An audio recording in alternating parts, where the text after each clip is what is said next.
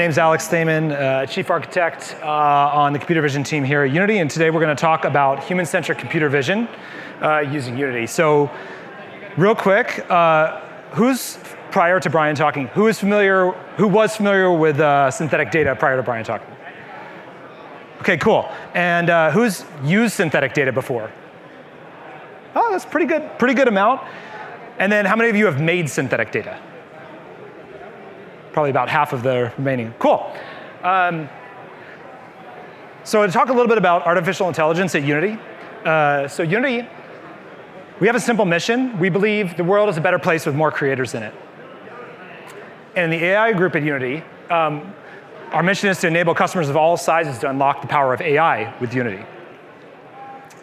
So we'll talk a little bit more about the Unity engine and editor in a bit, and some of the other things we're doing. But first, I want to talk about some challenges with image data sets. So first, computer vision models, or computer vision data sets, if you will. Sorry, I'm right on top of the clicker here.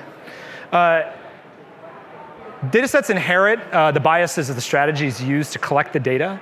And this bias is kind of natural and unavoidable, because in the real world, there are things that occur more frequently or less frequently, and there are things that occur in correlation with other things more or less frequently.